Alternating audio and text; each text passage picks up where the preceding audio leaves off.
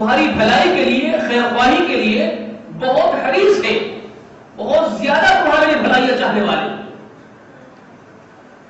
بالمؤمنین رؤوف الرحیم، اور خصوصاً ایمان والوں کے لیے تو انتہائی شفیق اور رحم کرنے والا یہ نبی ہے۔ یہ نبی کی صفت کو اللہ تبارک و تعالیٰ بیان فرماتے ہیں۔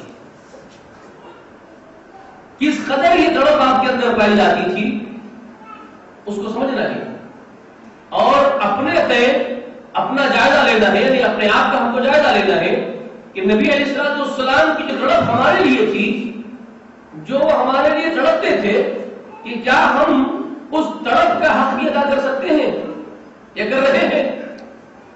اگر نہیں کر رہے تو کیا کرنا چاہیے، یا اسی طرح لاپرواہی زندگی جینا چاہیے؟ یہ چند ہمارے سامنے سوالات آگے رکھے جائیں گے۔ سب سے پہلے میں اس بات کو بیان کر دوں کہ اس آیت مبارکہ کا جو پہلا ٹکڑا ہے، جس پہ اللہ تبارک و تعالیٰ نے یہ بات بیان فرمائی، قد جاء، یقیناً آ چکا ہے، کون؟ رسول من انفسکم، رسول تمہارے ہی جنسی کا۔ ایک بات یہ طے ہے کہ جتنے انبیاء اور رسول اللہ تعالیٰ اس دنیا میں بھیجے ہیں وہ انسانوں ہی کے جنسی کے، کسی اور مخلوق کو اللہ تعالیٰ نے انسانوں کے درمیان رسول بنا کر کے نہیں بھیجا ہے۔ ہاں، اور جنسی کے رسول اللہ کے پیغام لے کر کے آئے، انسانوں کے پاس آئے، لیکن عام انسانوں کے پاس نہیں، بلکہ خصوصاً انبیاء کے پاس فرشتے رسول بن کر کے آئے، مخصوص گروہ کے پاس، انبیاء کے پاس، نبیوں کے پاس فرشتے رسول بن کر کے آئے۔ عام انسانوں کے لیے رسول فرشتوں کو نہیں بنایا گیا، بلکہ عام انسانوں کے لیے رسول انسانوں ہی میں سے منتخب کیے۔ رسولوں کے لیے رسول پیغمبر فرشتوں کو بنایا اللہ تعالیٰ نے۔ یہ ایک اہم نقطہ ہے عقیدے سے متعلق، جو اہل سنت کا عقیدہ ہے، اور یہی حقیقت ہے، اس کو آپ اچھی طریقے سے نوٹ رکھ لیجیے۔ ملائکہ کو رسول بنایا گیا، اس بات کو اللہ تبارک و تعالیٰ نے خود بیان فرمایا، الحمدللہ فاطر السماوات والارض جاعل الملائکۃ رسلا اولی اجنحۃ مثنی وثلاث ورباع ویزید فی الخلق ما یشاء۔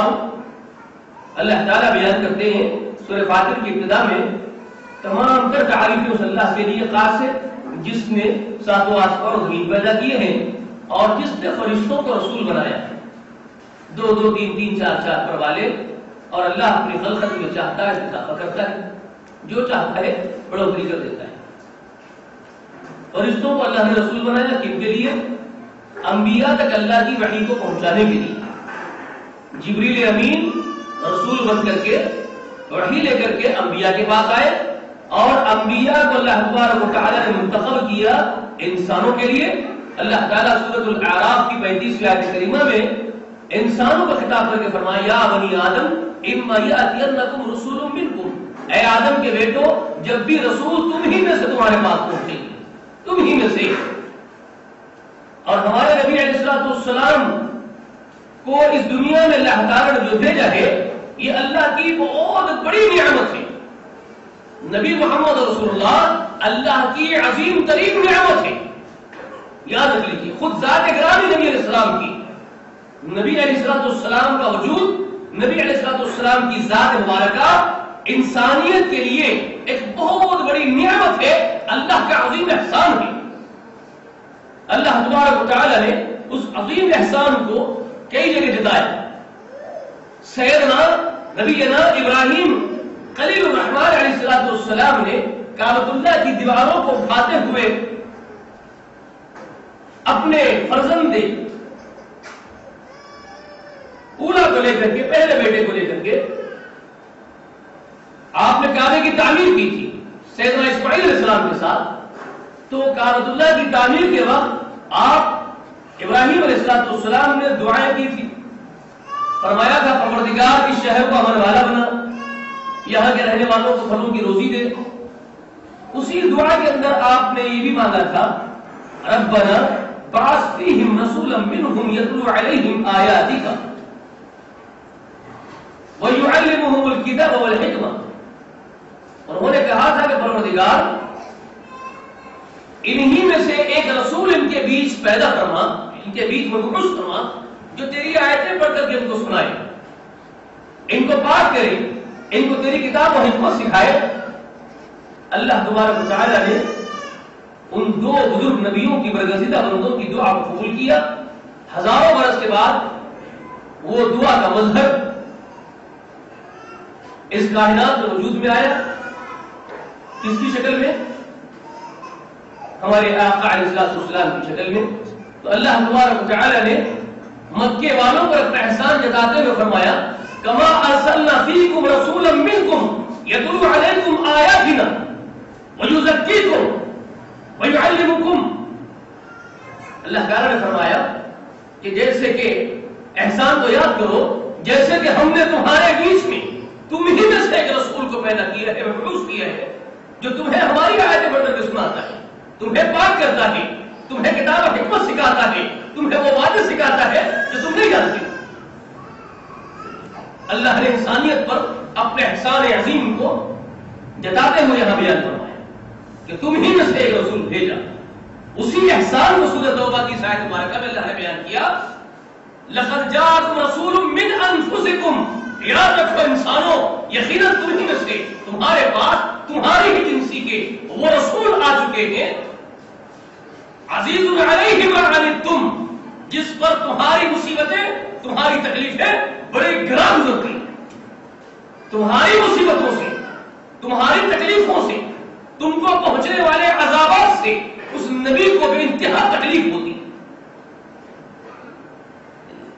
وہ نبی کا دل غمزدہ ہو جاتا ہے، رنجیدہ ہو جاتا ہے، وہ غمزدہ ہو جاتے ہیں، مایوس ہو جاتے ہیں، غم میں مبتلا ہو جاتے ہیں، کس وجہ سے کہ تم پر آنے والے عذابات جب ان کے سامنے بیان کیے جاتے ہیں، تمہارے عذابات کو ان کے سامنے جب انکشاف کیا جاتا ہے کہ تمہاری امت کے لیے، نافرمانوں کے لیے یہ عذابات ہم نے رکھے ہیں، تو وہ مایوس ہوتا ہے وہ نبی رنج و غم میں مبتلا ہو جاتا ہے، وہ گھٹتا ہے نبی، اس کو برداشت نہیں ہوتا تمہارا عذاب۔ یہ اس نبی کی محبت اس امت کے ساتھ ہے، اس امت سے یہ لگاؤ تھا، اس نبی یہ طرف تھی کہ وہ کام اٹھتے تھے امت کے عذابات کو سن کر کے خود غمزدہ ہو جاتے، خود رنجیدہ ہو جاتے۔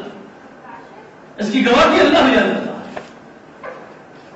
تو پہلا نقطہ اس میں یہ ہے کہ نبی علیہ السلام خود جنسی بشر ہے، جنس کے اعتبار سے خود بشریت سے تعلق رکھنے والے۔